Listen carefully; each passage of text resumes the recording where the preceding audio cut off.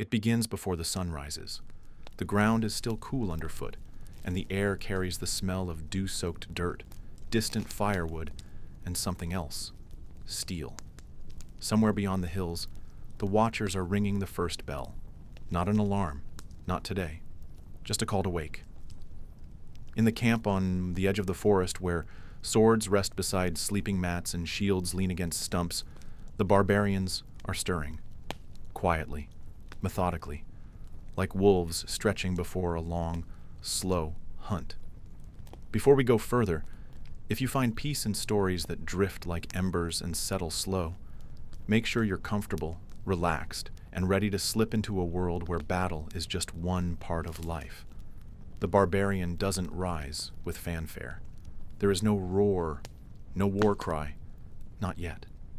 He blinks the sleep from his eyes, runs a hand through his coarse blonde hair, and stretches as the morning chill bites at his bare arms. His tent is modest, no gold, no trophies, just a blade, a bedroll, and a flask of water from yesterday's river. On the wall hangs a small scrap of parchment with a mark drawn by his youngest sister, a reminder of something softer. He steps outside into the fog, where other warriors move slowly, like shadows in training. Some stretch in silence. Some are already jogging along the camp's perimeter, their breath visible in the cold. No one speaks yet. Words come later, after the drills, after the aches. He ties his headband, a strip of cloth older than many in the camp, and walks toward the sparring ground. The dirt here is packed hard by years of boots and bodies. It smells of effort, of memory, of lives spent earning calluses. He picks up his sword. It's not ceremonial. It's scratched, nicked, familiar. His fingers close around the hilt like it's part of him. Around him, others do the same. There's no signal, no horn, just instinct. They begin. Sword meets sword in a dance without music. Feet shuffle. Blades clash. Bodies turn and shift and reset, again and again, until the muscles remember what the mind has long let go. Training isn't loud. It's rhythmic. Blades meeting blades. Grunts of effort. The thud of boots against packed soil. Over and over again. The sound becomes a heartbeat for the camp. Even those not training move to its rhythm. Cooks stirring pots, scouts checking maps, blacksmiths testing edges against the light. Afterward, they eat. Bread, meat, water, nothing fancy.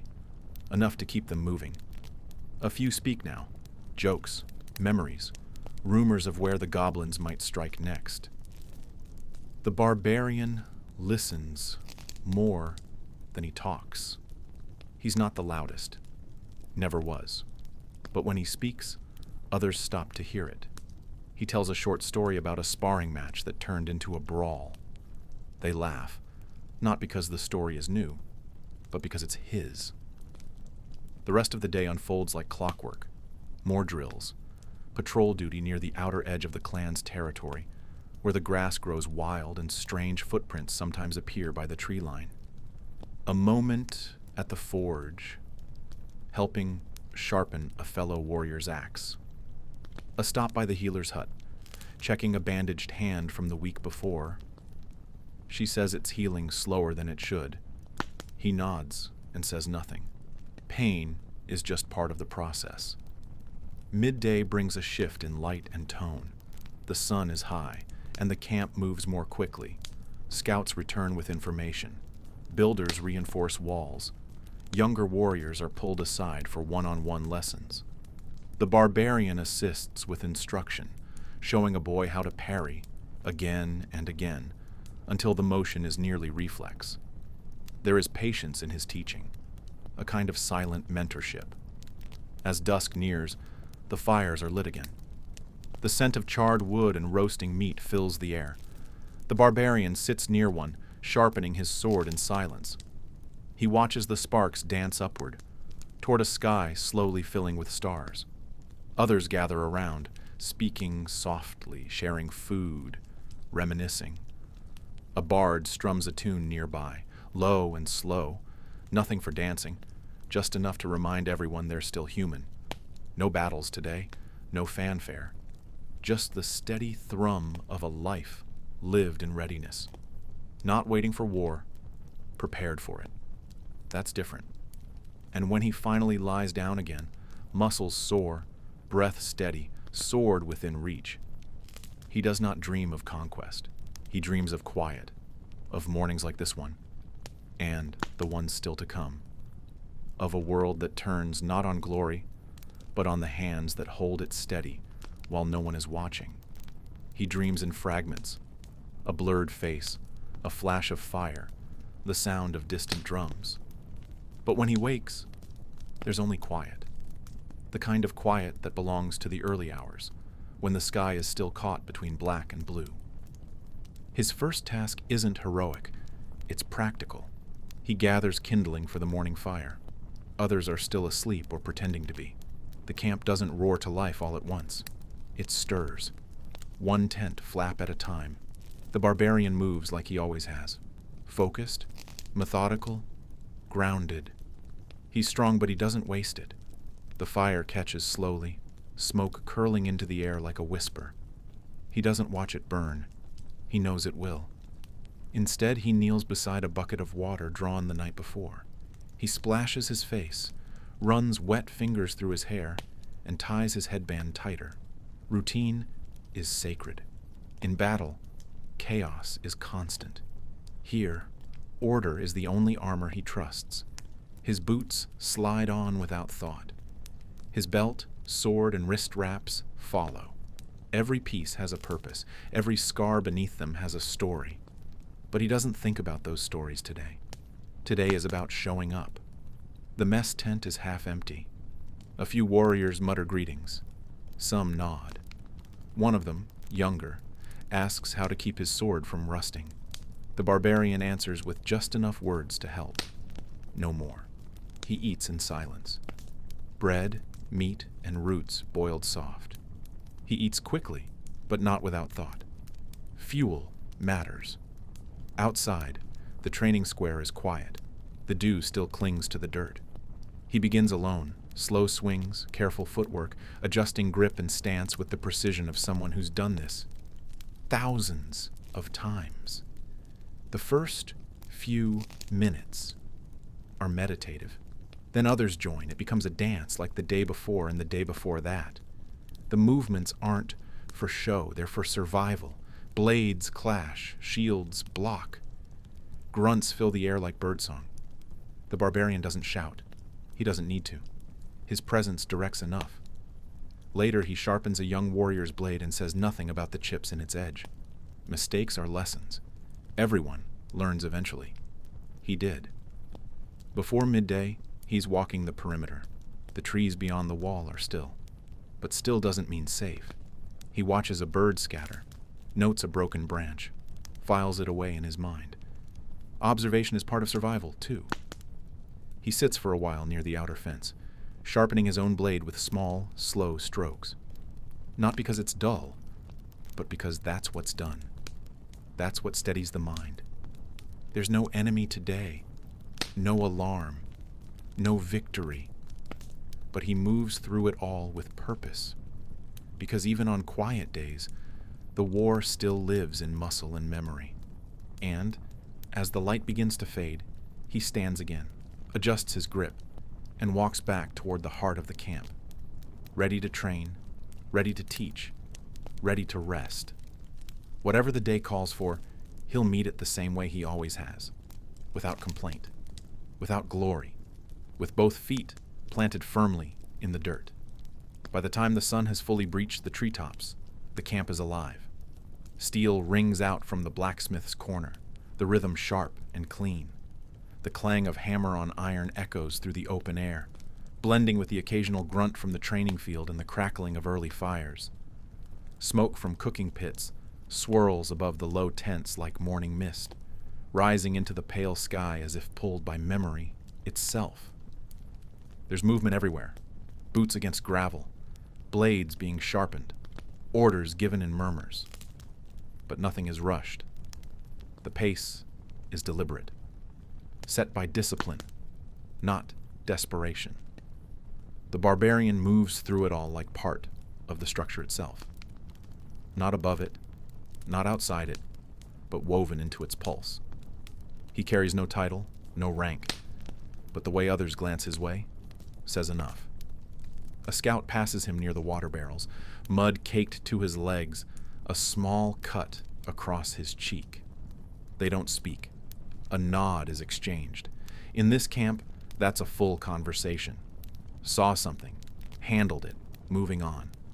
There's a task list nailed to the inside post of the supply tent. Charcoal strokes scribbled fast, each one a need, a crack in the machine. Leather wraps to be replaced, a cartwheel bent from rough travel.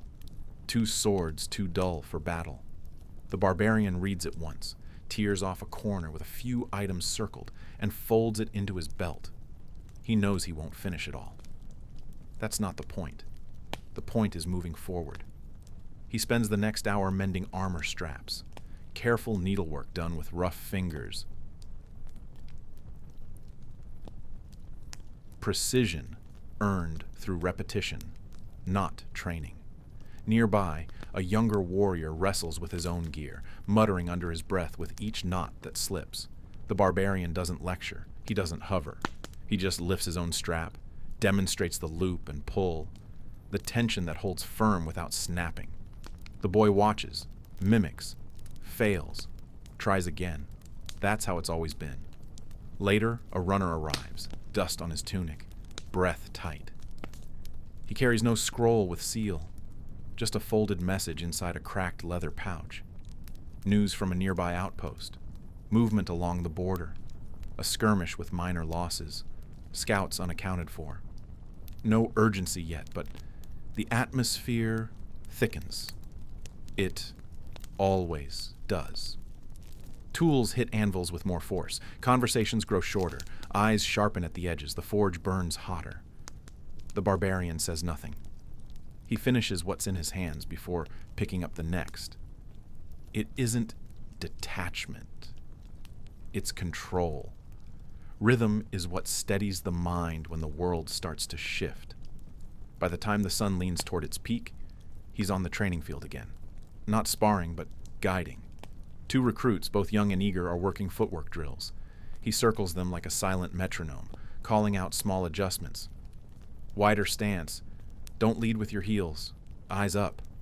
His voice is steady, unhurried. He doesn't bark. He doesn't need to. His presence alone straightens backs.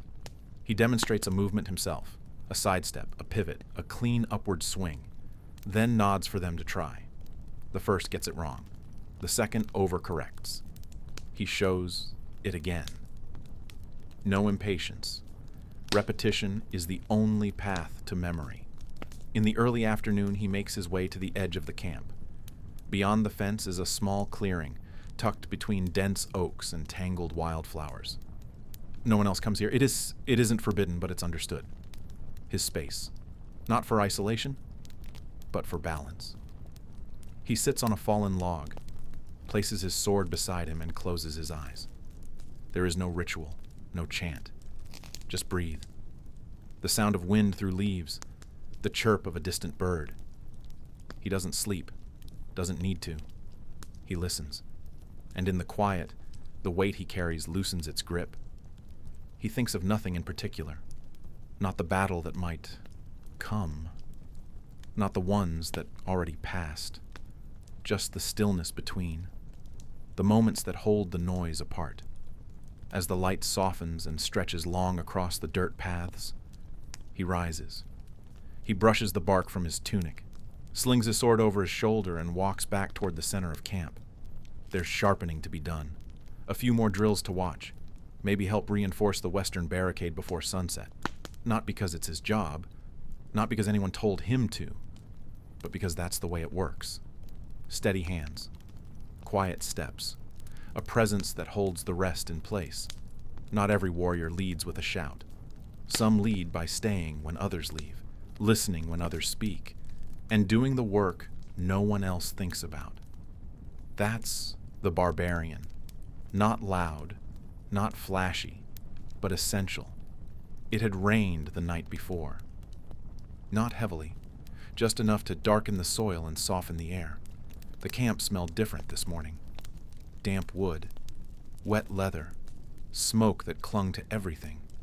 The barbarian stood still for a moment outside his tent, breathing it in. Rain was rare. It changed things, slowed the rhythm, made every footstep feel heavier, more deliberate.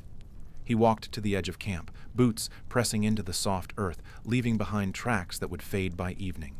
The sky was still overcast, muted and soft, as if even the clouds were too tired to move. A few others were already out, one tending to a crooked fence post, another cleaning out the chicken pen, a third reinforcing the wooden supports around the food store. Everyone had tasks, the quiet kind. The kind that filled the space between battles and gave shape to days that would otherwise blur together. He reached the training yard and found it empty. That wasn't unusual on mornings like this. Most preferred to wait until the ground dried. But he liked the weight of the wet, the resistance it gave, the way the sword dragged just a little heavier through the air. Every movement felt more honest in the damp. He started slowly. Lunges, footwork, balance drills. Each breath steamed in the cool morning air. His blade moved with him, not as a weapon, but as an extension, a limb made of steel. There were no enemies in front of him, just ghosts in memory. He trained with them anyway. Each slash aimed at something long gone, each block for someone who never came home. The first hour passed without words. Then another warrior arrived, an older one, limping slightly but still sharp with his blade. He joined without a greeting. Then another, younger, just barely grown into his armor. The three of them moved together, blades carving arcs into mist. Soon the yard echoed with the steady cadence of practiced strikes. No one shouted, no one commanded. It was habit, discipline, muscle moving before thought. Later, at the mess tent, he sat across from a healer. She told him about a wounded scout who hadn't spoken since returning. No wounds, no visible harm, just silence. The barbarian nodded. He'd seen it before. Some battles left no scars on the skin. He asked if she needed anything. Herbs, roots, salves. She shook her head and said, "Time. Just time." He finished his meal, barley stew, thick with vegetables and dried meat softened in broth, and returned to his tent for a moment of stillness. Inside, the walls dripped slightly from the rain. His pack was damp. A corner of his sleeping mat was cold to the touch. He let it be. Some things weren't meant to be fixed immediately. Some discomforts were just part of living. Midday brought a visit from the blacksmith, who handed him a repaired gauntlet. The leather was tighter now, stiffer. He'd need to break it in. That was fine. Most things worth keeping required some wearing down first. He tested the fit, flexed his fingers, nodded in approval and gave a quiet thanks. He spent the rest of the afternoon near the edge of camp, splitting wood beside the cook's hut. It wasn't punishment. It wasn't duty. It was necessary. That was enough. With each swing of the axe, he found rhythm again. Wood cracked. Chips flew. Smoke from the fires clung to the air. Chickens wandered nearby. A dog slept in the shade. The world turned slowly. In between logs, he paused and listened to the rustle of trees, the murmur of low voices, the gentle creak of the storage shed's door swaying in the breeze. These were the sounds of safety, fragile, earned. By the time the sky turned amber and the smoke from dinner fires curled upward again, the barbarian's arms were sore, his shirt damp, and his eyes steady. Another day, simple but full. Nothing extraordinary, nothing forgotten. And as night crept in and the stars began to take their places, he sat quietly near the fire, rubbing sap from his palms, feeling the last warmth of the day on his skin. The flames flickered, casting shadows that danced along the nearby tents. There would be battles ahead. That was certain. But today was not one of them. And, in that, there was peace. A rare, gentle kind that came not from absence of danger, but from the presence of meaning. The first boar hunt is never forgotten. It wasn't the first time he'd held a weapon, but it was the first time. The blade wasn't for training. It was for survival, for real blood, for real consequences. The forest beyond the clan's territory was thick with roots and shadows, a place where the trees grew close together, tangled, high enough to block out the sun and muffle sound. That's where the wild boars lived. Big, mean things, all tusk and muscle and rage. They didn't fear men. They charged first, and asked nothing later. He was barely more than a boy, still wearing a headband that hadn't yet seen a battle. It hung loose over his brow, a little too clean, the cloth still stiff with newness. He carried a short blade and a spear he'd carved himself, uneven but sharp enough to matter. The older warriors didn't speak much. They never did on hunts like these. Just pointed where to go, nodded when it was time, and let the forest do the rest. The forest was alive in a different way than the camp. Not controlled, not ordered. It moved without rhythm, without care for your timing. Every snap of a branch, every rustle of leaves, every gust of wind could be something, or nothing. You had to listen with your whole body. The barbarian followed the signs. Prints in the dirt, torn roots, bent grass, broken saplings, dried mud with small bits of hair. All the silent hints of something powerful moving through. They found it by the creek, alone, massive. Its back was scarred from other fights, foam at the mouth, red eyes like coals in the underbrush. It turned before they were ready. The first to move wasn't the oldest. It was him. He didn't roar. He didn't think. He moved, spear first, a side step, a slip through the mud, then pain, sharp and fast, a gash across his thigh where the tusk found skin. But he didn't fall. He didn't cry out. He just shifted, adjusted, found his balance, and readied again. The others joined in then, spears flying, shouts echoing through the trees. It was over in seconds, though it felt like time had thickened. The boar collapsed near the water, sides heaving. Then stillness, a heavy, final kind of quiet. He didn't smile. He didn't cheer. He just stood there, breathing hard, watching the steam rise from its body. Blood mixed with the creek, swirling into the current. One of the warriors knelt and checked the eyes. Another began tying a rope around the legs. The others clapped him on the back, not in celebration, but in recognition. No one said much. They didn't need to. He'd crossed something. That night, they roasted the meat over open flame. The smell reached through every corner of the camp. The clan ate well.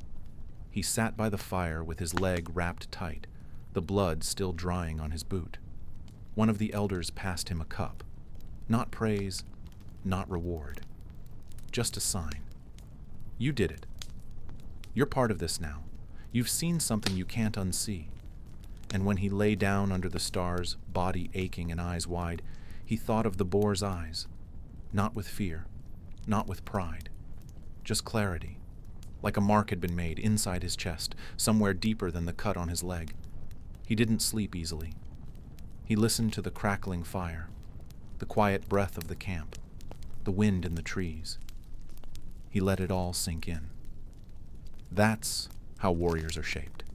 Not in the arena, not in ceremony, but in the mud, with the noise, the heat, the sting of your own blood, and the silence that comes after, when it's just you and the memory that doesn't fade. It was the sword that changed everything. Not the one he uses now.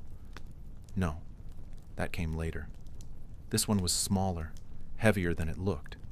Not made of gold or steel, but thick iron, blackened at the edges, the kind of metal that seemed to carry stories in its weight. Passed down, not awarded. Scarred by years of battle, and still sharp. It wasn't given in ceremony. There were no trumpets, no firelight speeches, no gathered crowd. Just a nod from the blacksmith, a glance exchanged between men who understood, and the sound of metal on wood as the blade was set in front of him. He was barely more than a boy. Still soft in the face, freckles faint across his nose, hair not yet grown into its war-worn weight, but his hands were already rough, calloused from chores, scarred from mistakes. He'd chopped wood, hauled stones, practiced with sticks until splinters became second nature. The sword didn't shine when he picked it up. It didn't need to. It fit his grip like it had been waiting, like it had known his name before he ever learned to fight. That night he didn't sleep much. He didn't swing it wildly either. He held it, sat with it, let its cool weight settle across his legs as he stared at the fire, watched the flames flicker and stretch across the iron, catching in the ridges of the blade like starlight. It wasn't about learning to use it, that would come. It was about learning what it meant. Because a sword isn't just a weapon, it's a promise, a burden, a line drawn between who you were and who you're about to become. The next morning he trained harder, longer. He didn't talk as much. He didn't joke as freely. Something had shifted beneath his skin. His movements became cleaner, sharper, less wasted motion, more weight behind every step. The older warriors noticed, but said nothing. Recognition in their world was quiet. It was a glance, a slight nod, a space made in the sparring ring. He began to carry it everywhere. Not for show, but because it felt wrong not to. It rested beside him during meals, lay across his knees when he sat alone at the fire, hung from his hip like a part of his body that had just been waiting for the right moment to attach itself. He learned to sharpen it without thinking, learned to clean it while listening to others speak, learned to respect it without needing to say a word. It had weight, not just in his hand, but in his chest. It reminded him to move carefully, to think before acting, to feel the shape of consequence in the metal. And slowly, almost without realizing it, he became someone the younger warriors watched. The first time he used it in real combat came weeks later. A goblin raiding party breached the southern edge of the camp's outer line, slipping through the brush in the early dark, blades glinting with malice. The alarm hadn't sounded yet. It was instinct that made him move. He didn't roar. He moved. Quick, practiced, measured, not graceful, never graceful, but effective. The blade found its mark. Then another, then another. His stance held. The raiders scattered. And when it was over, he sat alone for a while, sword across his lap, heart still hammering in his ears louder than the clash of steel. That night, he didn't speak of what happened, but others did. And they didn't talk about the enemy. They talked about the way he moved, the way he held the line, the way the blade didn't shake in his hand, the way the firelight caught his eyes like he was already somewhere else. The sword was never named. That wasn't his style. He wasn't a man of titles or tales. It didn't need a name. It had already given him one, not in words, but in the way others began to speak his with a different weight, with respect, with certainty. And from that day forward, wherever he went, whatever he faced, the sword came with him, not as a symbol, not as a tool, but as a witness, a companion forged in iron and silence, a reminder that the line between boy and warrior is sometimes only the length of a blade. The road out of the village wasn't paved. It was a trail of packed dirt, bordered by thorn bushes and memory, the kind of path that remembered every foot that passed over it, every farewell whispered to the wind. That's where he stood years ago when he first left home. He didn't roar then either. He simply walked. One step then another. Behind him a quiet house, a sister waving from the doorway with a smile too big for the moment. A mother who had already gone back inside, because watching was harder than letting go. The door closed gently, like a secret being kept. He didn't leave to be a hero. He left because that's what was expected. Barbarians didn't stay in villages. They trained. They fought. They carved their names not in stone, but in scars and silence. They found their place where steel spoke louder than names, where strength was the only language that mattered. The road led to a clearing, and the clearing led to the camp, a place of tents, torches, and tradition. The fire never went out there. Older warriors watched him arrive but said nothing. Judgments weren't made with words. They were made in sparring matches, in how quickly you got up after being knocked down. Every step deeper into camp felt like stepping out of one life and into another. The first night was cold, not from weather but from silence. No welcome, no instructions, just a sky full of stars and the muffled sounds of strangers sharpening blades. No one told him where to sleep. He found a patch of ground near the edge, lay with his back to a rock, and used his pack as a pillow. His sword wasn't even sharp yet, but it would be. He didn't expect comfort. He expected pain. And pain came, swiftly, without ceremony. Training began at dawn, not with words, but with movement. The rules were few, but clear. No weakness, no excuses, no retreat. You fought until you couldn't stand. Then you crawled. Then you stood again. He was smaller than some, slower than others, but he learned. Fast. Pain taught. And when pain didn't teach, hunger did. His hands blistered, his legs burned, his chest ached from blows that didn't leave bruises but took his breath all the same. He was bruised, bloodied, ignored, until he wasn't.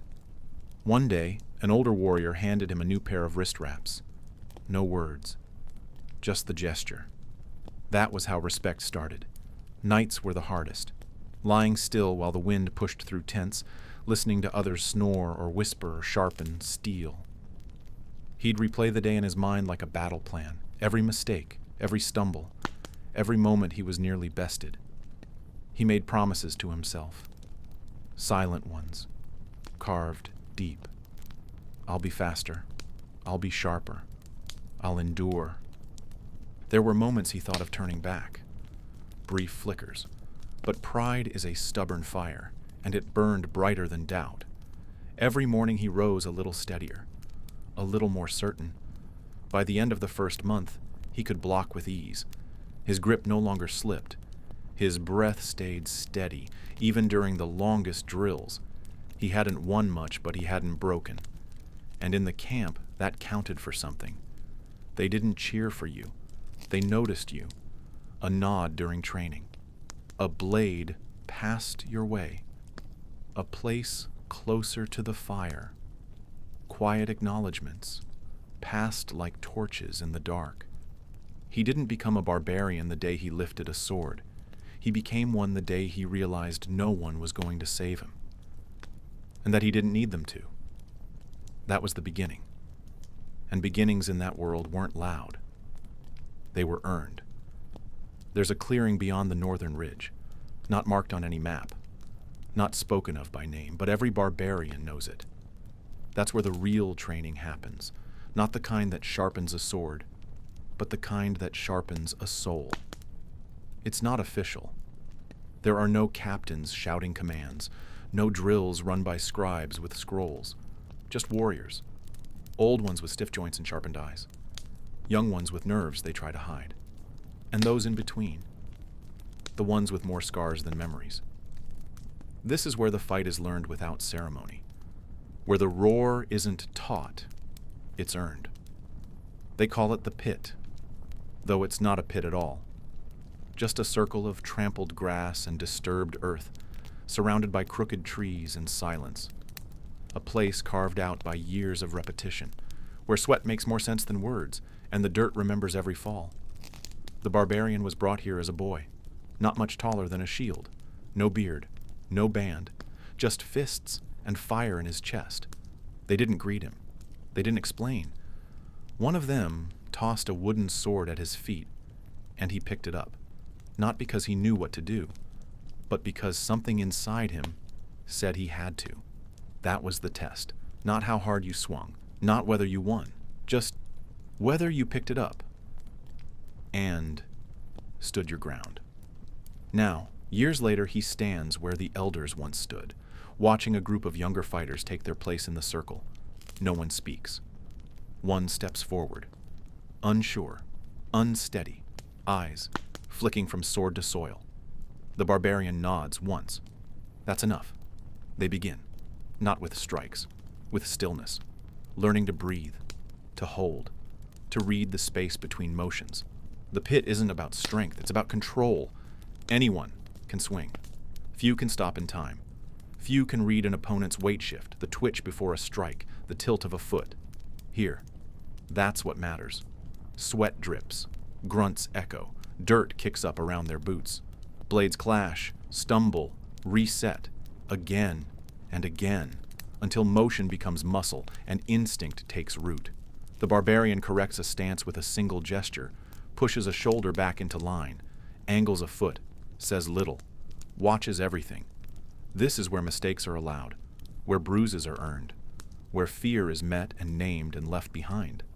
He remembers his first fall, the sharp sting of failure, the louder sting of standing back up. He remembers the taste of dust and the quiet nod from the warrior who saw him rise. The sun shifts overhead. The wind picks up, carrying the smell of steel and crushed grass.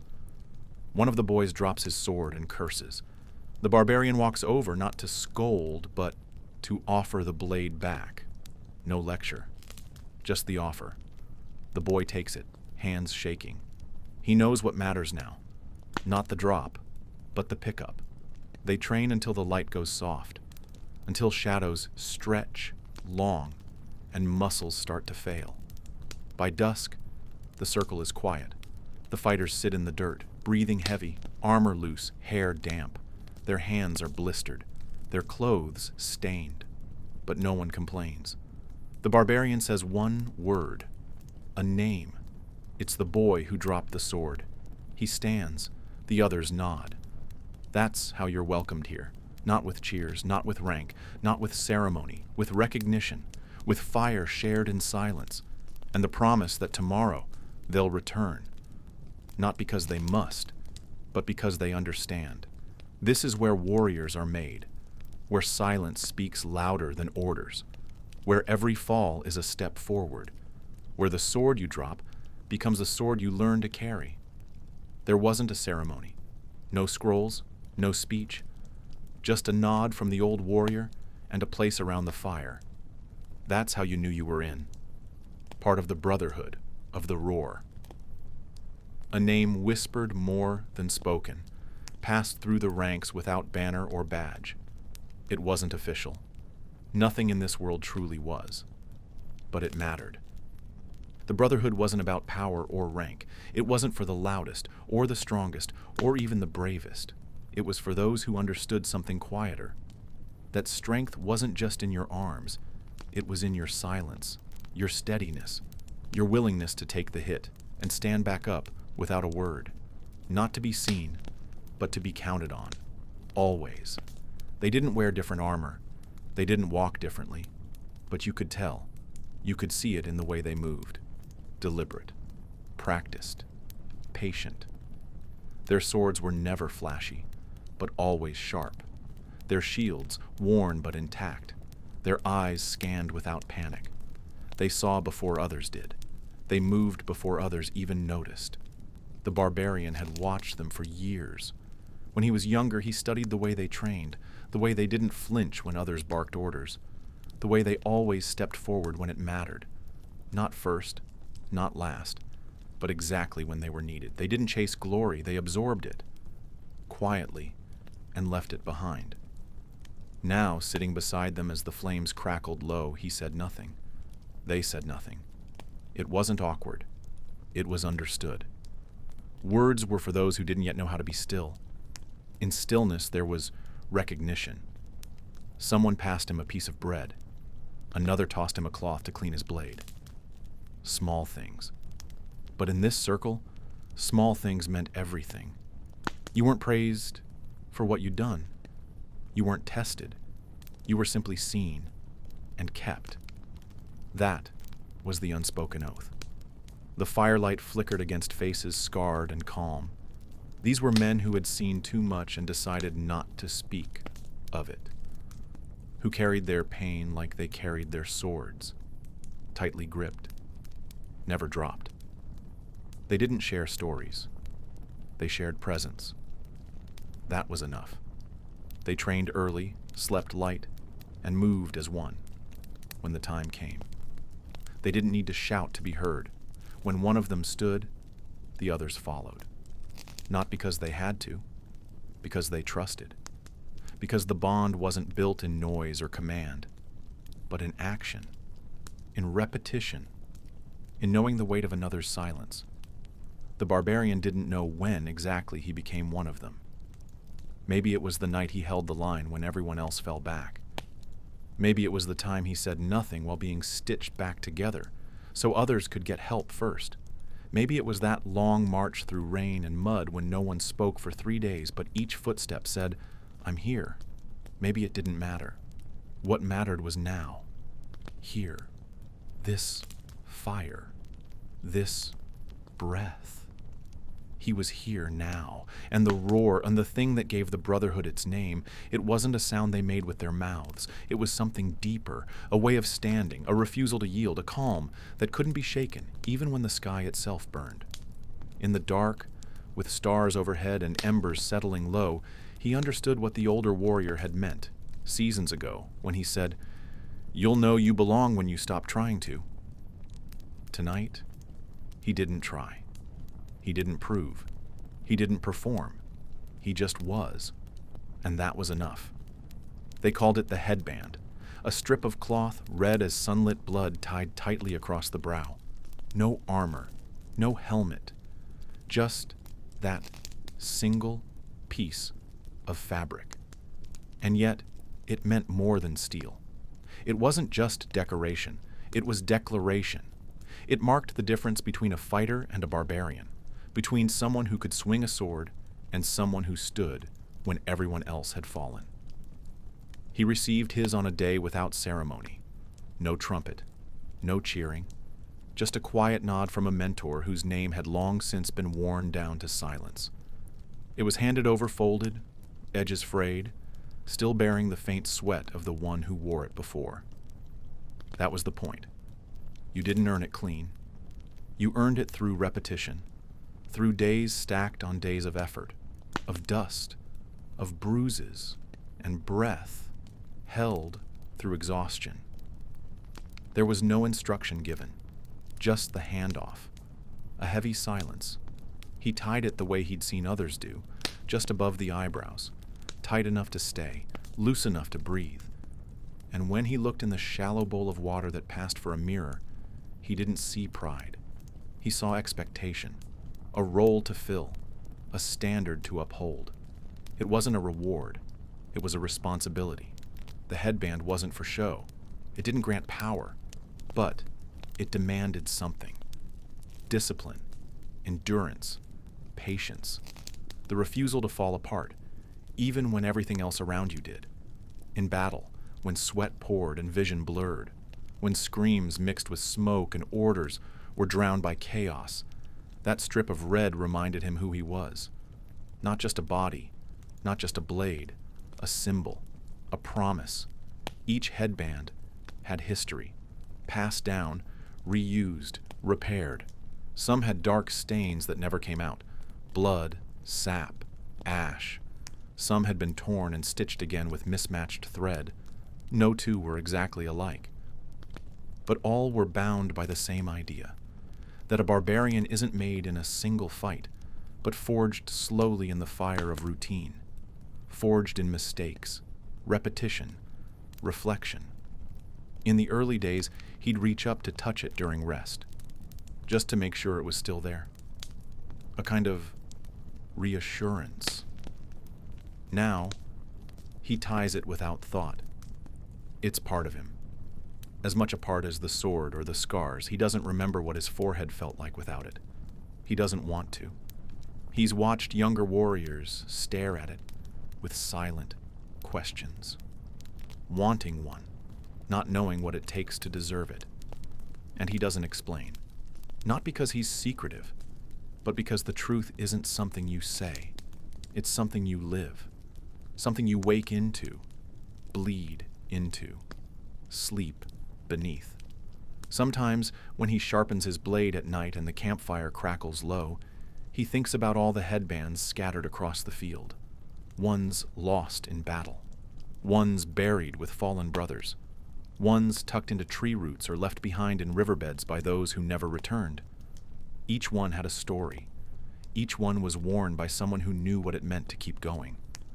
The headband is earned one sunrise at a time, in the cold, in the dust, in silence. It's not a gift.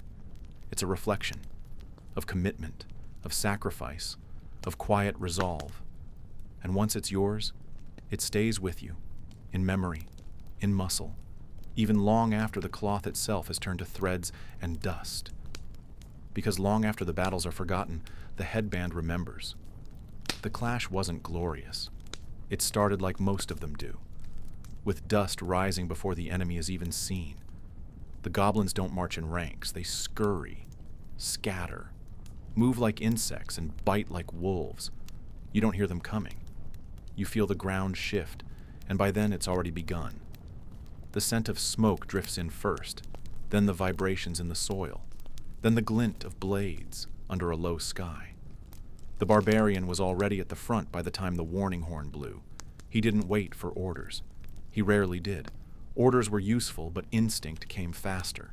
His sword was in his hand before the others finished strapping on their boots. No time for speeches, no time for fear, no time to wonder if this one would be different. They met just beyond the outer wall.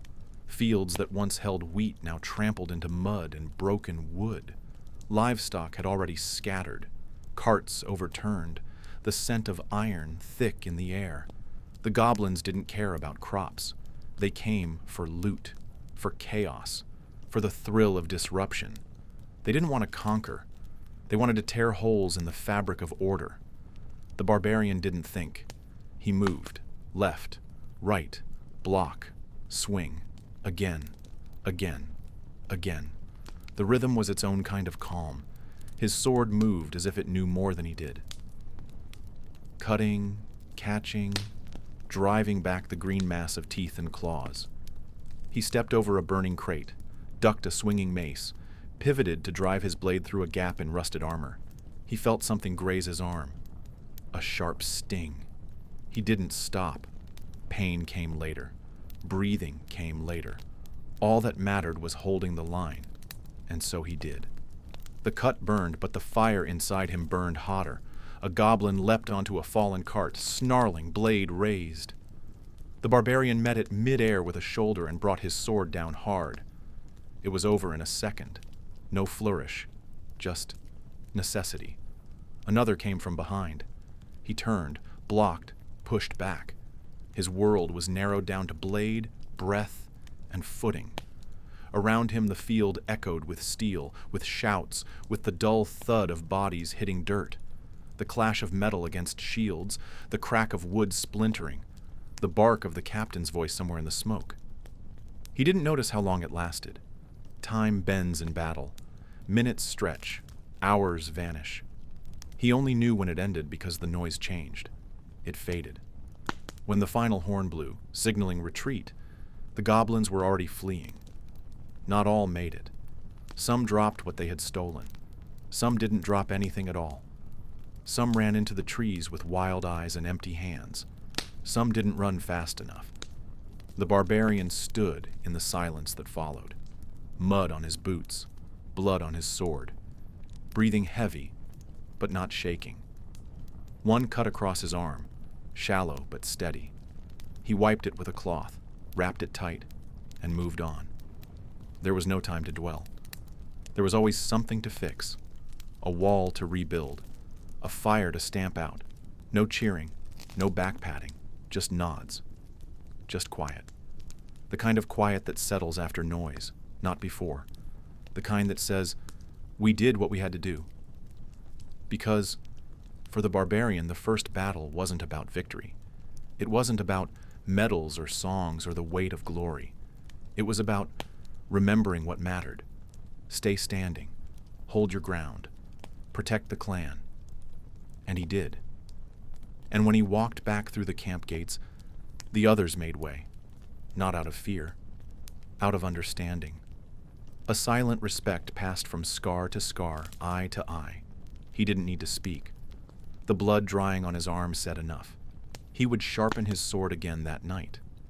Sit by the fire in silence. Let the weight of the day settle in his muscles, and when sleep came, it wouldn't be deep. It never was after the first fight, but it would be enough, just enough to rise when the next horn blew.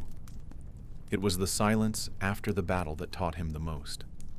In the hours that followed the goblin retreat, the camp moved like a wounded beast, slowly, cautiously, checking its limbs. Smoke rose from smoldering carts. Healers moved quickly, but calmly, tending wounds with practiced hands. Warriors sat with their backs against stone and timber, staring at nothing in particular, letting their breathing slow. The barbarian didn't speak. He didn't need to. Everyone had seen enough. Everyone had lost something. Blood, sleep, innocence. Words couldn't repair that. He spent the early hours helping rebuild the outer barricade, hauling timber, stacking sandbags, clearing debris. Not because he was told to, but because that's what you did. Winning a battle didn't mean you were done. Victory just meant you got to keep working. He moved with quiet focus, hammering planks in rhythm with others, sweat mixing with the dust on his face. The rhythm felt good. It filled the space where thoughts tried to crowd in. The smell of ash stuck to his skin, to his clothes, to the inside of his nose. It mingled with sweat and dried blood, a scent every warrior came to know, one that lived in campfires and nightmares. He didn't wipe it off. Let it stay. Let it settle. Let the day leave a mark. It wasn't just filth. It was proof. Proof that he had been there, that he had stood his ground. By midday, the bodies had been counted. They'd lost 3. None close, but all familiar. He'd trained beside one of them only a week before. The youngest, barely grown, still learning the difference between courage and impulse. A name would be carved for him later. The other 2 had worn the red headband, just like his. They would be buried with it. That was the rule. A final honor. Something to tell the earth that these men had stood for something. Funerals came quietly. No grand rituals. Just a few words, a line of stone, and the silent weight of presence. The barbarian stood with the others, not as a leader, but as a witness, a brother. The silence was not emptiness, it was respect. It was memory held between clenched jaws. Later, he stood near the edge of the training ground, watching the smoke drift toward the hills. A boy approached him, eyes wide, sword too large for his frame. He didn't ask anything, just stood nearby, waiting. The barbarian handed him a rag and nodded toward a broken shield. It was a quiet lesson. Everyone repairs something. Every warrior has more than one job. That afternoon he walked the perimeter, not out of duty but out of habit. The trees were still, but stillness didn't mean safety. He stopped by a breach in the outer fencing, a gap where goblins had poured through just hours before. He knelt, ran his hand through the churned earth, studied the shape of the chaos. Even here, there were patterns. Later, he checked his gear, sword edge still clean, leather straps secured, headband damp but unbroken. He washed his hands in the barrel behind the forge, watching the water turn pink, then clear. Another small ritual, one of dozens that kept the chaos outside the gates. These routines were anchors. Without them, memory drifted too easily. That night, the fire burned low, not for warmth. The air was still thick from the heat of battle, but for presence. It gave the camp a center, something steady. He sat beside it with a few others. No stories tonight, no laughter, just the sound of crackling wood and distant nightbirds. Some dozed with heads bowed. Others cleaned weapons. A few just stared into the fire, seeing more than flames. He looked at the flames the way someone looks at a road they've already walked. Not with longing, not with fear, just recognition.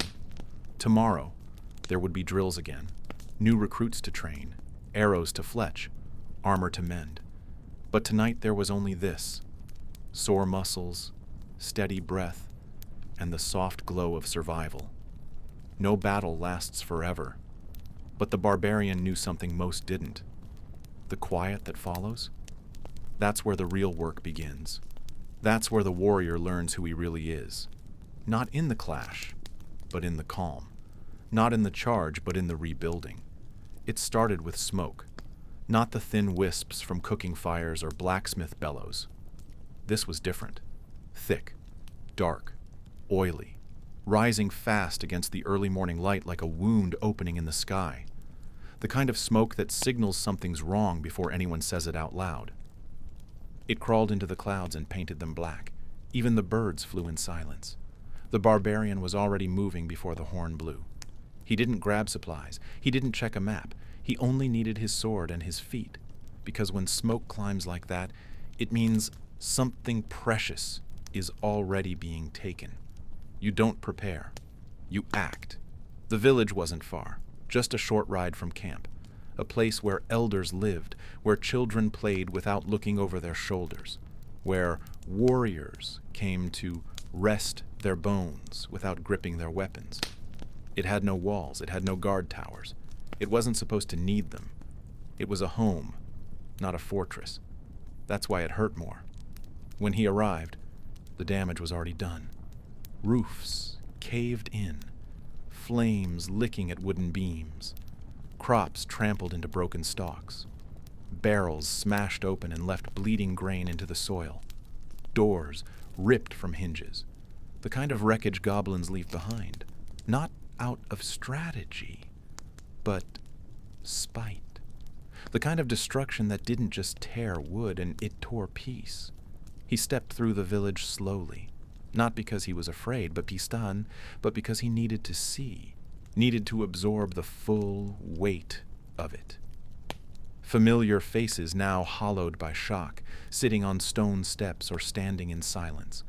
A child's toy burned in the dirt, a cooking pot split in two, a family's laundry line pulled down and tangled like a snare. The silence afterward louder than any scream. There were no bodies. The goblins hadn't stayed long enough for that. They'd come fast, taken faster, and scattered. Cowards by nature, but efficient in their chaos. They didn't need a reason. They just needed the opportunity. They found it here, where no one thought to lock a door. He found the old bell still swinging, hit by something, maybe a thrown axe or a torch. Its slow, uneven clanging was the only sound left. He reached up, steadied it with his hand, and let the quiet settle back in.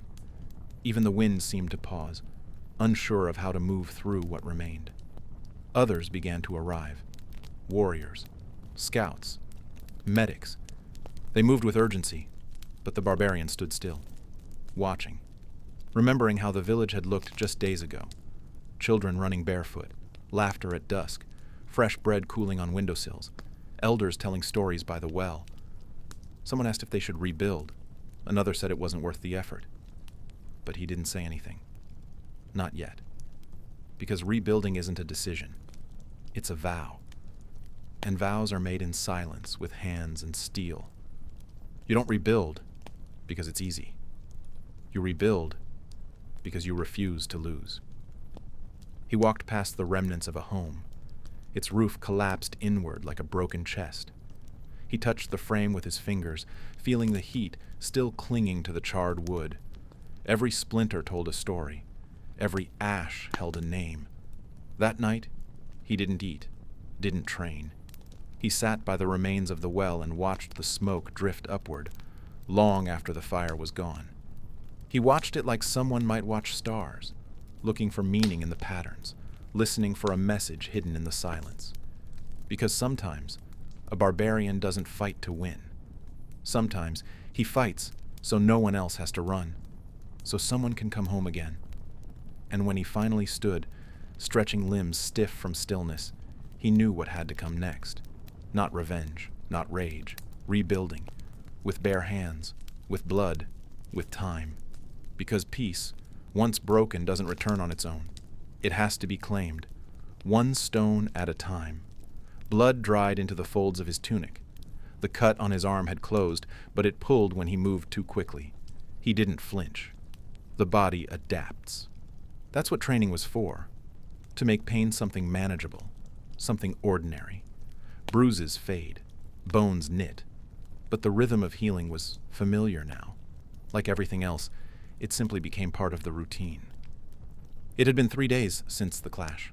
The fields were still scarred, blackened earth where carts had burned, shallow graves marked with stones, wooden fences, once straight and proud, now leaned and splintered. The smell of ash lingered in the wind, weaving through the camp like a reminder that even victory had its cost. Repair crews moved through the wreckage with quiet focus, not because they didn't feel the weight of what had happened, but because they had learned how to keep moving beneath it. Life didn't stop. It just bent and kept going. That was the rule. That was the code everyone seemed to live by now. The Barbarian had returned to routine, but not in the same way. Every movement had weight, not heaviness, purpose. He stood differently, walked differently, carried silence like a weapon. There was something colder in his presence now. Not cruel, just still. The kind of stillness that came after noise. The kind that said he'd seen something he wasn't going to explain. The others noticed, even if no one said it. They gave him space. Nods replaced words. Glances were enough. They understood in fragments. Through the way he held his sword, the way he sharpened it with more care than before, the way he watched the horizon, while others rested. At sunrise, he was already by the practice grounds. He didn't speak, just picked up his sword and began the patterns. Left swing, block, overhead, reset. Again, again, again. His movements were smooth, measured. Not for show, for sharpening, for remembering. The younger ones gathered to watch, not out of admiration, out of curiosity. They wanted to see what changed a man, and he showed them, without words, without stories, just motion. Later, the chief called for him. The tent was dim, heavy with incense and firelight. Maps stretched across the table, pins marked with red thread. Some pins had been moved, others added since the last time he'd stood there. A goblet sat untouched. The chief didn't look up right away. He was staring at the map like it had started whispering secrets. When he did look up, it wasn't with a smile. "You've seen what's coming," the chief said. The Barbarian nodded, once. Then, "You know why I'm sending you." There was no ceremony, just names, coordinates, supply lists. The mission was simple. Lead a small group north, to scout, to listen, to see what the next threat might be. Not because he was loud, not because he wanted it, because he was steady. And the chief needed someone who wouldn't flinch. He left at dusk. The others followed, a handful of warriors packed light. No banners, no chants, just footfall and steel. Through the woods, across rivers, past outposts where torches burned low and guards spoke in whispers. The road was quiet. Too quiet. The kind of quiet that felt like watching. They crossed a bridge where the water ran black with shadow. They passed a ruined tower wrapped in vines, a place too old for memory, but too wrong to ignore. The Barbarian said nothing, but his hand rested closer to his hilt. They didn't talk much, but every man looked to him when the trail bent, when the wind shifted, when a branch cracked underfoot. His silence guided them better than words. It gave them steadiness. It gave them focus. They camped under the trees that night, fire low, weapons near. The barbarian took the first watch. He didn't sit. He stood, scanning the trees, the stars, the dark, listening for more than just noise, listening for change. And as the sky darkened, he kept moving, sword sheathed, senses open, because blood had already been spilled, and he knew the earth wasn't done drinking yet. The message arrived just after dawn, not with a horn or a rider, but with a whisper. One of the scouts returned from the southern edge, dirt-caked and hollow-eyed, holding a folded scrap of hide.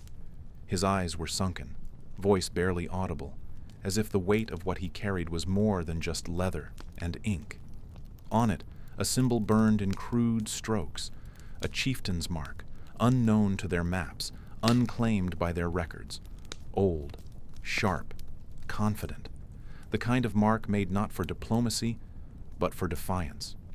The barbarian stood by as the others crowded around the fire pit, heads bowed, reading in silence. There were no details, no names, no threats, just coordinates and a challenge, a call for strength. It wasn't written in full sentences, just shapes and numbers. Like, the sender assumed whoever received it would already understand. It was a test, and everyone felt it. The chief didn't raise his voice. He didn't need to. His word didn't arrive in shouts or speeches. He simply pointed. First to the scrap, then to the barbarian. That was enough. The meaning was clear. This wasn't a raid. It wasn't a border defense. It wasn't part of any campaign strategy. It was something older, a measure of a warrior. A mission given not because of rank, but because of reputation. And with it, the unspoken trust. You don't need to be told what's expected because you already carry it. By midday, his gear was packed. Not much. Sword, water flask, dried meat, cloth for wounds, a whetstone, and a small folded scrap of cloth from the chief's tent. A silent blessing. He didn't ask questions. He didn't need to. The chief only sent those who didn't need to be told what was waiting. The southern lands were quieter, more open. Grass waved in the wind like an audience too polite to speak. The sun was sharp, slicing through the clouds with clean light. The road was rough, riddled with rock and thorn. He walked it alone, but not aimlessly. The coordinates etched themselves into his steps. He did not veer. He did not pause. He walked like the earth had already agreed to his path. At night, he made camp beneath a gnarled tree whose bark twisted like it had grown in pain. He didn't light a fire. Too visible, too warm, too inviting. He ate in silence, drank slowly, eyes watching the tree line, ears tuned to the shifting wind. A jackal passed in the dark and didn't stop. Even animals knew not to test a man on mission. There was a kind of hush around him, like the wild itself stepped back to give him space. The next morning, the landscape shifted. Hills gave way to stone. The air felt heavier, the sky grayer. A plateau loomed, and at its base a lone figure waited, broad, silent, armored in scraps of black leather stitched together like trophies from old fights. No banners, no army. Just him. Just the challenge. The wind picked up, blowing grit between them. There were no words exchanged, no greeting. The chieftain raised a crude axe and slammed it into the earth. It rang out like a bell. The barbarian stepped forward. He didn't think of the camp, or the others, or what this fight meant. He only thought of the strike, and the block, and the breath that followed. He thought of movement, of balance, of doing what needed to be done. Not for glory, not for legacy, but because that's what the mission demanded. This was the chief's mission, and he would not return until it was done. Whatever waited on that stone, it wasn't just an enemy. It was the proof of what he was made of. The nights beyond the wall were not like nights in the camp. Out here, there were no fires, only stars. No familiar footsteps, only the soft rustle of leaves and the occasional snap of a twig that made every warrior's hand drift to their blade. Out here, every sound asked a question, and most of the time the barbarian didn't want the answer. The silence was heavier in these woods. It sat on your shoulders, pressed against your ribs, filled the gaps between thoughts. It wasn't empty, it was watchful. Out here, the quiet had teeth. He was on patrol with 3 others, none of whom spoke much. That was fine. Talking was for daylight. Talking gave things shape. And at night, some things were better left shapeless. They moved in a staggered line, eyes scanning the dark, senses stretched thin. Every movement mattered. Every shadow was watched.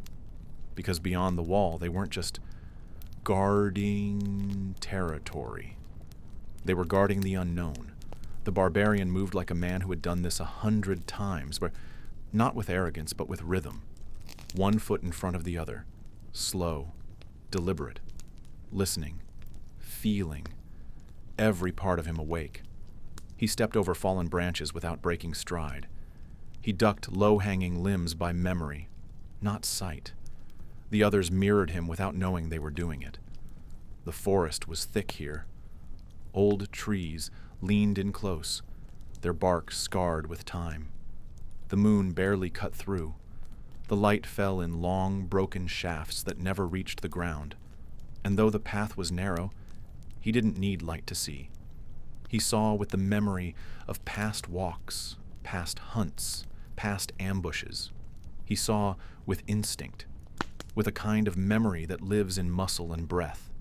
Somewhere behind him, a small bird startled, too fast, too sudden. He stopped. The others followed, no words, just stillness. The air pressed in. The wind held its breath. For a moment, even the insects went silent. Then, nothing. The moment passed. But he didn't move right away. His hand was on the hilt, not gripped tight. Just resting. Ready. Waiting. He scanned the trees, not for shape, but for pattern, for the one thing that didn't belong. They kept walking. Their route would take them near the edge of the old ruins, a place the goblins never stayed long, a place where even the boldest scouts hesitated. Not cursed, exactly, but remembered, as if the land itself whispered warnings through the trees, the kind of place stories tried to forget. When they reached the edge, the barbarian paused. There were stones, half swallowed by earth, carvings worn down by centuries, a broken statue, its face long lost, the remains of a wall that no one had rebuilt, and something in the silence that didn't feel empty. It felt aware. He stood there a while, longer than the others, listening to the quiet, watching how the wind moved the grass, remembering a story told by a grizzled fighter years ago, about a battle fought here before maps were drawn, before clans had names, a battle where no side won, but something was left behind, something that still watched the trees. One of the others shifted nervously. A twig snapped beneath a boot. The barbarian didn't flinch. He just turned his head slightly, as if listening for something else, something deeper, something no one had spoken aloud. They didn't camp. They didn't rest. Just turned back, slow and careful. Not from fear, but from respect. Some places aren't meant to be slept in. Some silences deserve their space. And by the time they saw the first flickers of torchlight from the camp again, the barbarian's mind was already cataloging everything. Every bird that flew wrong, every branch bent at an angle it shouldn't have been, every silence that lingered too long, every shadow that moved just half a second too late. Because out here, beyond the wall, nothing was just nothing. And no night was ever just a night. Not when the trees remembered what the world tried to forget. They spoke of him in half whispers, not out of fear, but reverence. The giant. No one knew where he came from. Some said he walked out of the mountains one day, as if the stone had peeled back and let him through. Others claimed he had always been there, just asleep beneath the earth, waiting for something worth waking up for.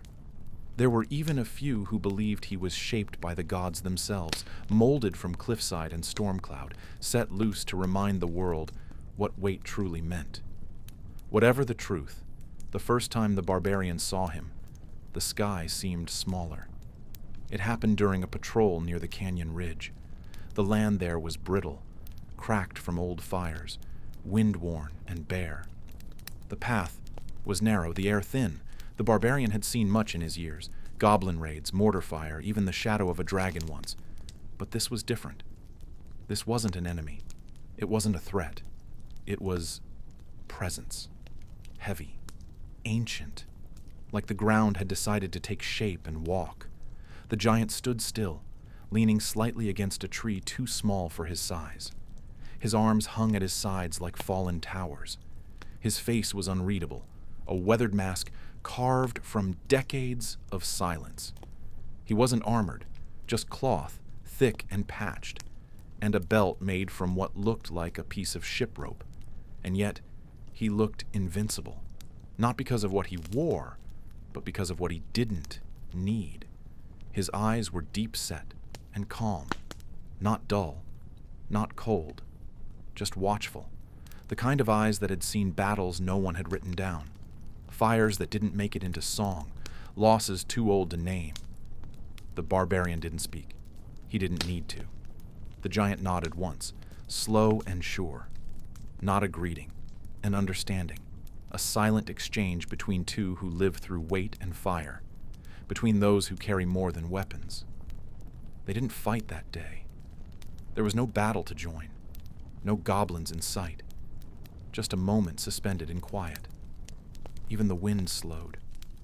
Even the birds seemed to pause. But from that moment on, the barbarian carried a new rhythm in his mind. A slow, deliberate strength that didn't need to shout. Later that evening, he mentioned it only once. A passing comment to a fellow warrior, spoken so softly it almost didn't land. He didn't move, he said. Didn't need to. The others laughed it off, called it a heat mirage, a trick of the ridge, but in their eyes he saw the flicker of belief. In the days after, he heard the stories grow. Children whispered about footsteps like thunder. Scouts returned with tales of crushed siege towers and camps that had been torn apart without a single footprint left behind.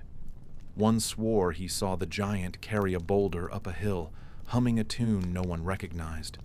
Another said she saw him sitting by a dried-up well, his hand in the dust, drawing patterns with a finger the size of a shovel.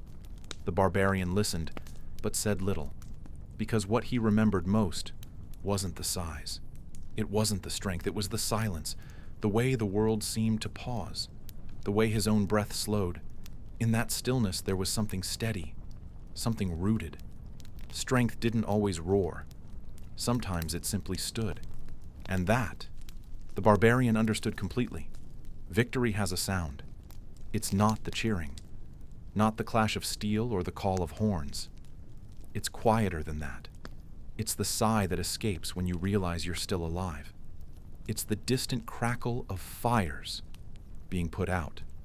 It's the slow, deliberate exhale of a soldier lowering their blade. The barbarian stood among the aftermath. The field had stopped screaming. Smoke curled from the edges of broken carts, and the air still carried the sharp scent of fire, sweat, and blood. The goblins were gone. Some had fled. Some had fallen, and yet the silence didn't feel like peace. It felt like pause, like the world taking a breath before something else returned. He didn't smile. Victory never asked for celebration. Not in this kind of war.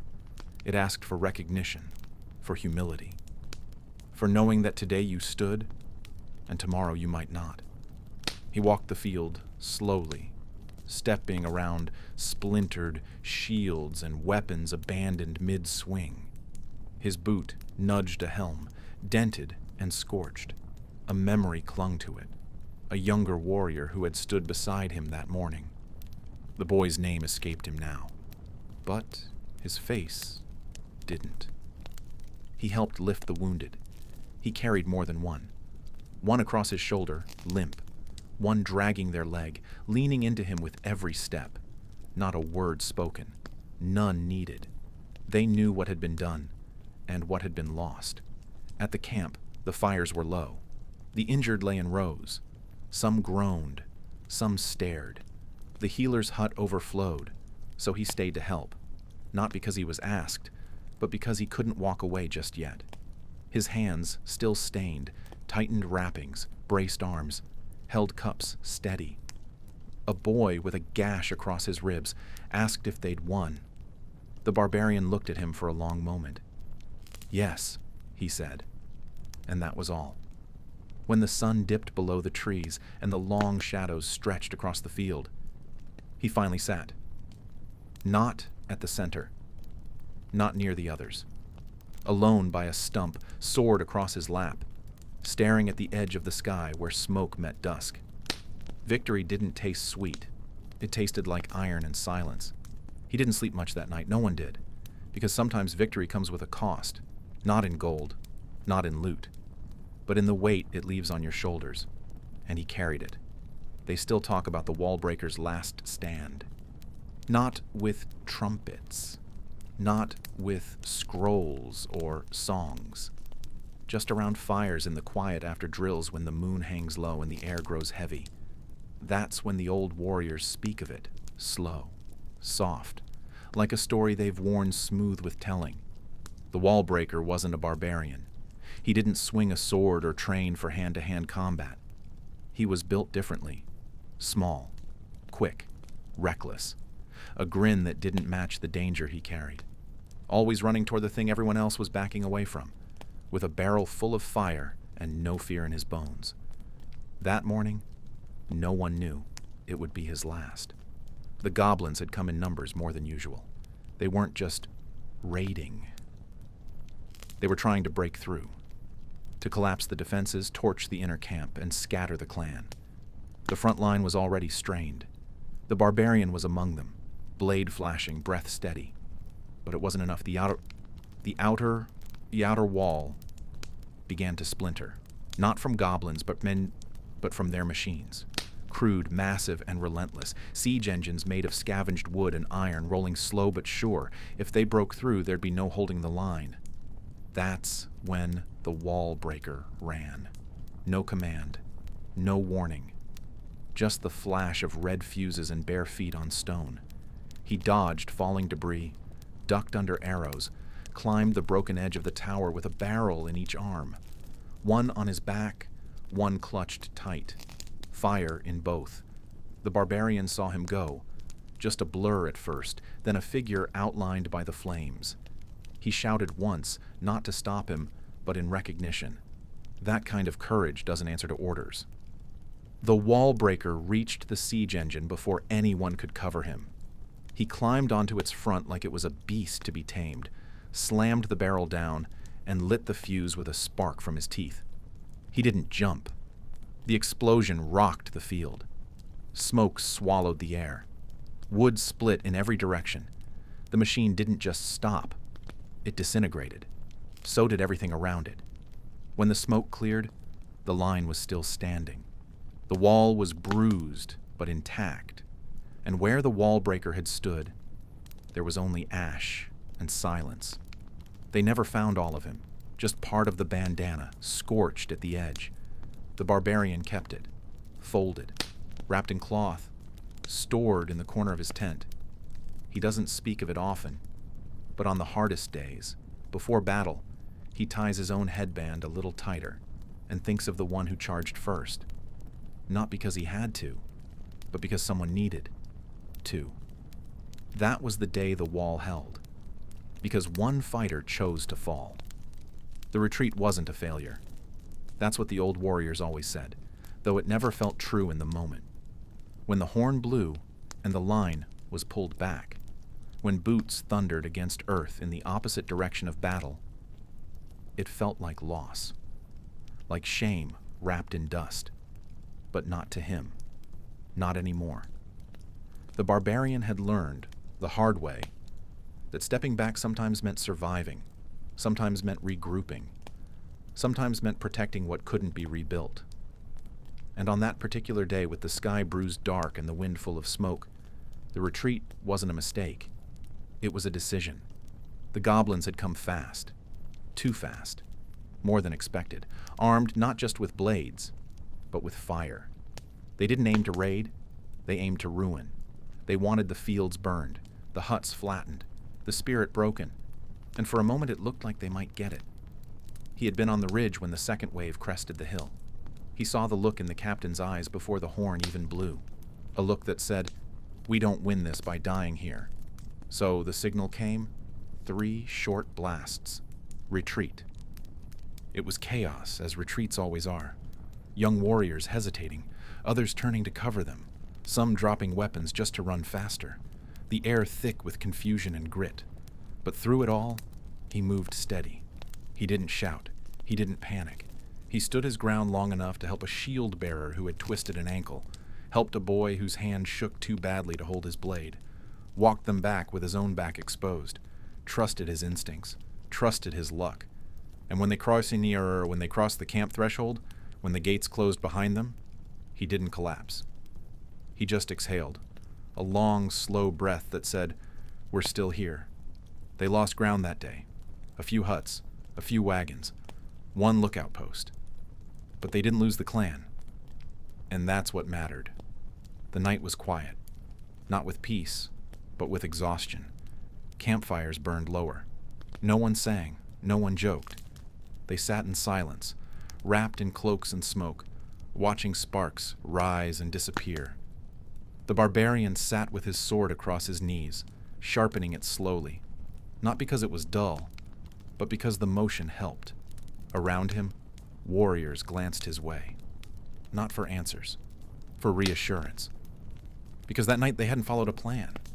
They had followed him, not through orders, through example, through the steadiness of a man who didn't flinch when others did, who made space for panic but didn't let it lead. The retreat wasn't a failure. It was the night the barbarian became a leader. The young ones arrive before sunrise. They come in small groups, nervous and wide-eyed, their swords too clean, their armor still stiff. Some glance toward the sparring grounds. Others scan the camp, looking for someone who matches the stories they've heard. The barbarian, older now, watches from a distance. He remembers what it felt like to be them, to arrive with hope, tangled in fear. He doesn't approach them right away. He waits, lets them settle, lets them trip over their own bravado. Because learning doesn't begin with talking. It begins with listening. When the drills start, he's there, not barking orders, not standing apart, among them, sword in hand, body in motion. He doesn't correct with words. He demonstrates. A step forward, a tighter grip, a shift in weight. They watch. They adjust. They learn. His movements are slower now, more precise. He doesn't waste energy. He's not here to impress. He's here to sharpen them. Not just their blades, but their minds, their instincts, their sense of who they're supposed to be. One of the younger ones stumbles during a pivot. The others laugh. The barbarian says nothing. He helps him up, puts the boy's hand back on the hilt, and steps back into stance. Again and again. Until it's smooth. Until it's right. He doesn't tell stories about his battles. He doesn't list the fights he survived. He lets the silence speak. Let them imagine. Let them fill in the blanks. Because real strength doesn't announce itself. At night, they gather near the fire. Some talk. Some fall asleep sitting up, swords across their laps. The barbarian stays until the last head nods forward. Then he rises, checks the perimeter, and sharpens his blade one more time before sleep. He knows not all of them will last. Some will leave, some will fall, but some will stay, some will rise. And for those few, he'll keep showing up, day after day, one lesson at a time, because someone once did that for him.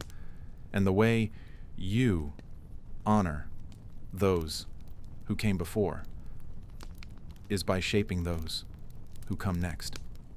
They say the shrine was built before the clans, before the spells, before the walls ever rose from the dirt. It wasn't large, It didn't shine.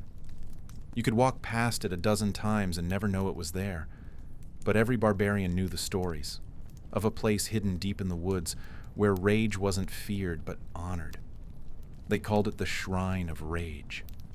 Not because it was violent, because it understood violence. It didn't glorify war. It understood why war happened, why a sword is sometimes the only answer. And it was there, the stories said, that a barbarian could go to remember what his fury was for. The barbarian didn't find it by accident. You couldn't. It only showed itself when you stopped looking. The forest changed when you were close, quieter. Even the wind held its breath. Trees leaned inward. Shadows stretched longer than they should have. And then you'd see it, a circle of blackened stone, half swallowed by moss and silence. No fire burned there. No guards stood watch. Only carvings, crude, powerful symbols etched into the stone by hands that knew pain. No two the same, each one left by a different warrior across time. He stood there for a long time, not kneeling, not praying, just standing, breathing, listening, letting the quiet settle into his chest. It wasn't about anger. It was about weight, the kind carried in silence, the kind that doesn't shout but still takes up space. Rage isn't always loud. Sometimes it's the discipline to hold the line when your body wants to run. Sometimes it's the choice to stay, to fight, to feel the loss, and keep going. Before he left, he added his own mark, a single line carved deep and slow. It wasn't a name. It wasn't a message. Just proof that he had stood there, that he had come with his own burden, and that he left it in the circle with all the others. The shrine didn't change him. It reminded him. That was enough. She didn't wear a sword. She didn't shout.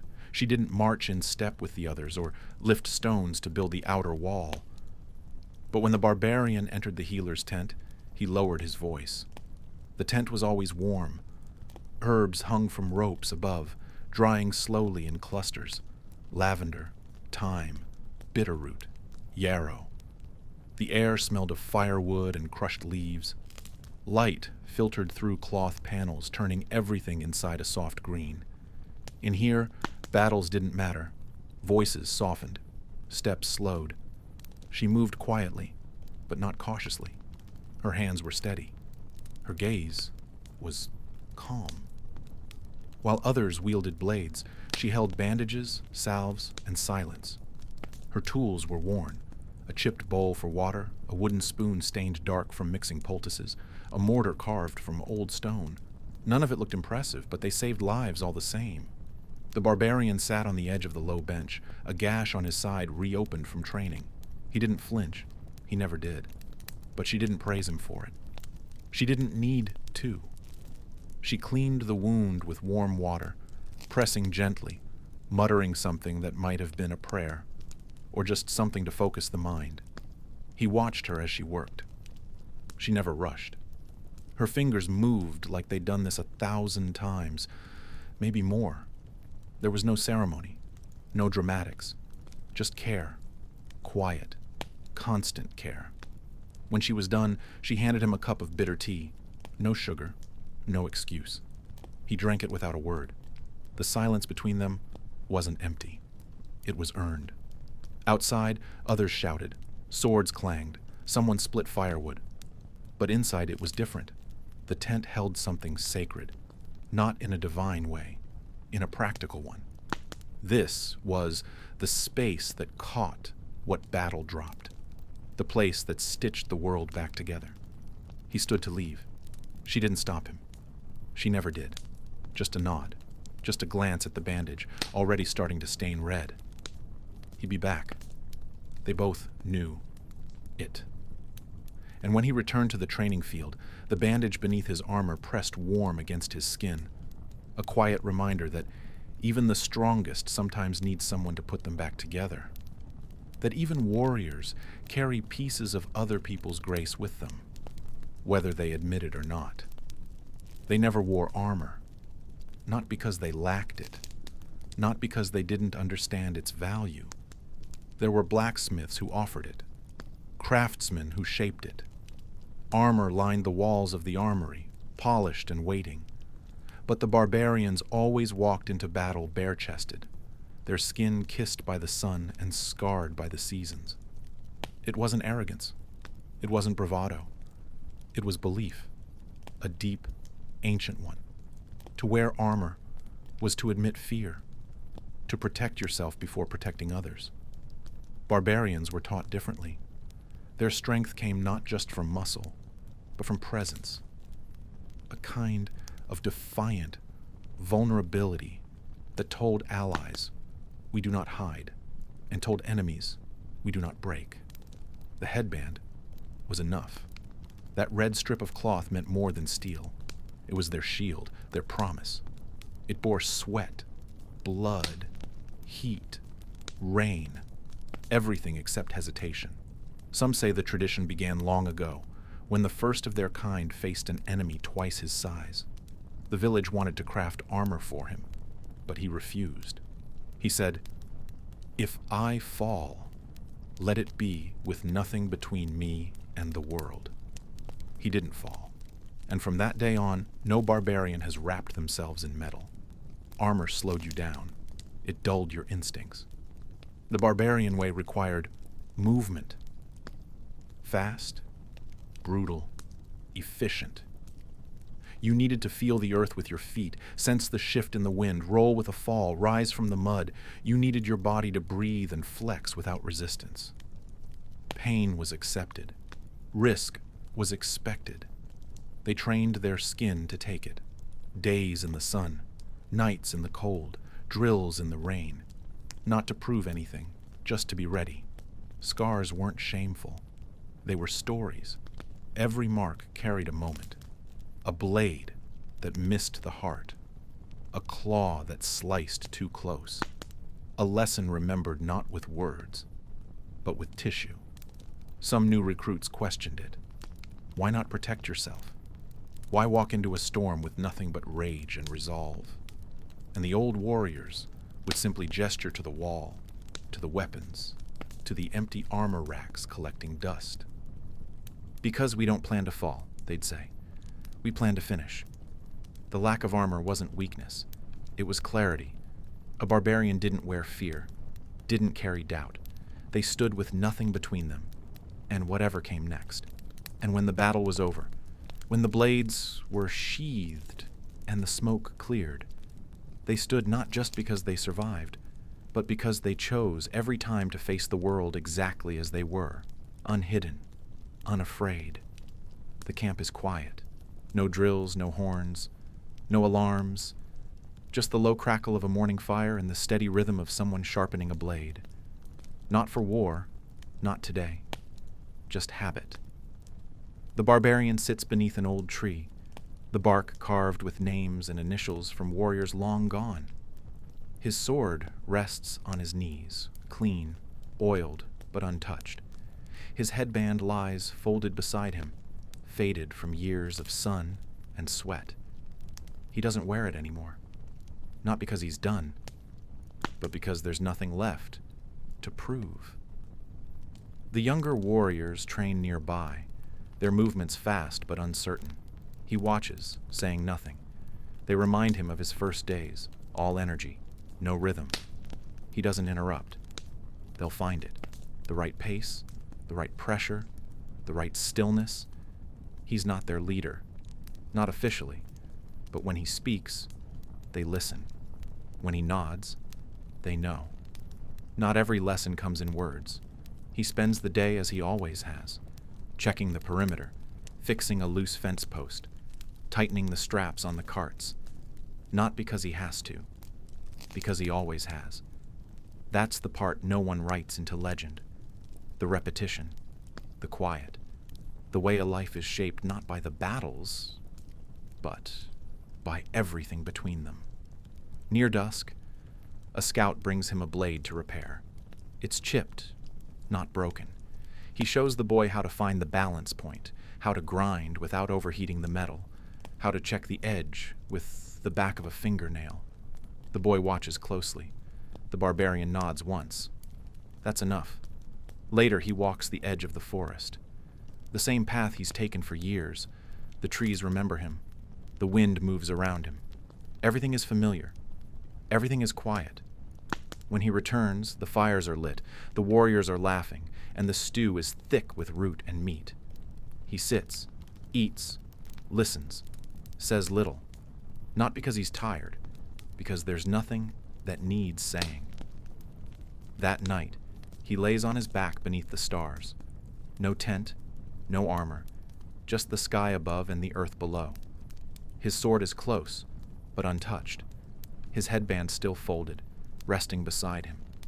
He closes his eyes. Not because he's preparing. Not because he's recovering. Just because, for once, he can rest. And that, in the end, is what he fought for.